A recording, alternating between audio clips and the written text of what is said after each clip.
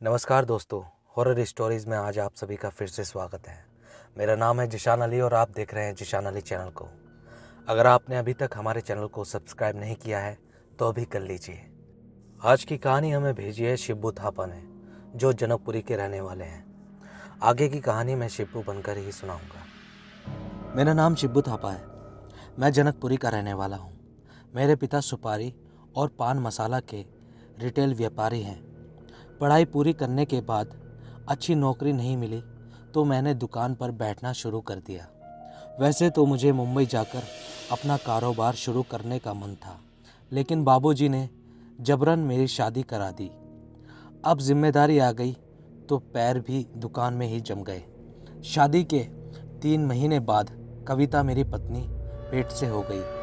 हम दोनों इतनी जल्दी बच्चा नहीं चाहते थे, इसीलिए दवाई से हमने बच्चा गिरा देने का मन बनाया। इस बात को हमें घर के लोगों से छुपाना ही था, क्योंकि यह बात अगर उन्हें पता चलती तो वह हम दोनों को घर से निकाल देते। हमने चुपचाप बड़े अस्पताल जाकर यह काम किया। शायद यही भयानक गलती हमें नहीं करनी चाहिए थी। मुझे आज भी याद है कि कविता गहरी नींद से भड़क कर जाग गई। उसकी सूरत पर गजब का खौफ था। एक पल के लिए तो मुझे लगा कि उसकी सांस बैठ गई, लेकिन बुरी तरह हांफते हुए जब उसने अपने पेट की ओर देखने को कहा तो मेरे रोंगटे खड़े हो गए। उसका पेट बुरी तरह नीला पड़ चुका था और बार बार फूल रहा था, फिर बैठ जाता। मैंने गौर से देखा तो उसकी त्वचा पर कभी नन्हे शिशु के पंजे तो कभी उसका छोटा चेहरा उभर आता। वह एक दिल दहला देने वाला मंजर था। हमें समझ नहीं आ रहा था कि गर्भ गिराने के बाद यह कैसी विचलित घटनाएं हो रही है। धीरे धीरे बात हद से ज़्यादा आगे बढ़ गई। अब वह डरावना सिलसिला हर दूसरे दिन होने लगा। कविता की तबीयत दिन पर दिन खराब होने लगी। उसका वजन बेहद गिरने लगा। यह सब देखकर मेरी माँ ने हम दोनों की क्लास लगाई। थोड़ी देर आनाकानी करने के बाद कविता ने रोते रोते सब सच बता दिया। तब मेरी माँ ने उसे कुछ नहीं कहा, लेकिन मुझे ज़ोर से चाटा मारा।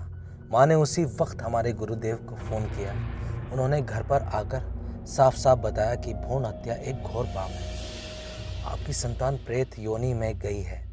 कई हजार वर्ष भटकने के बाद उसे मनुष्य शरीर मिलने वाला था। आप दोनों के कुकर्म के कारण उसे वह सारे फेरे फिर से लेने होंगे, इसलिए वह आप दोनों पर बार बार मरण तोल वार करेगी। सावधान रहना।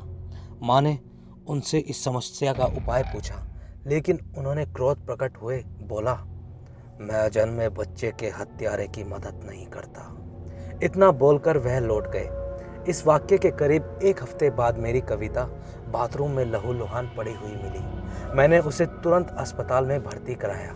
डॉक्टर ने बोला गर्भपात की वजह से रिएक्शन हो गया है। अब कविता कभी माँ नहीं बन सकती।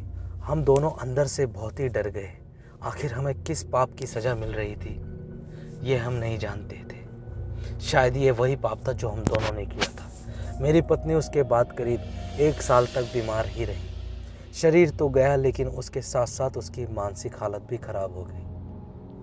मुझे कई बार रात में छोटे बच्चे के रोने की चीखने की आवाज़ें सुनाई देती हैं। नींद में अचानक ऐसा महसूस होता है कि कोई बच्चा बार बार मेरे चेहरे को छूने की कोशिश कर रहा है। एक दिन अचानक कविता के माता पिता उसे घर ले गए ताकि उसकी मानसिक हालत में कुछ सुधार आ सके। उस रात अकेले में मुझे बेहद डरावने सपने आ रहे थे। थोड़ी देर हुई तो खून की उबकाई आना शुरू हो गई।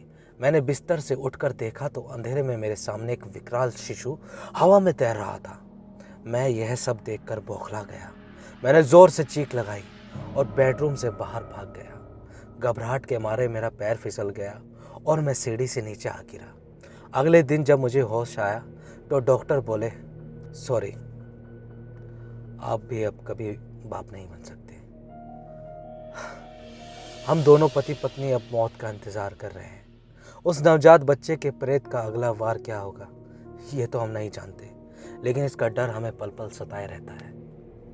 तो दोस्तों, ये थी हमारी आज की कहानी जो हमें शिब्बू थापा जी ने भेजी थी। अगर कहानी अच्छी लगी हो तो लाइक का बटन दबाकर लाइक कर दीजिए और मैं आपका दोस्त जिशान अली आपसे फिर मिलता हूँ एक नई कहानी में। तब तक के लिए शुभ रात्रि।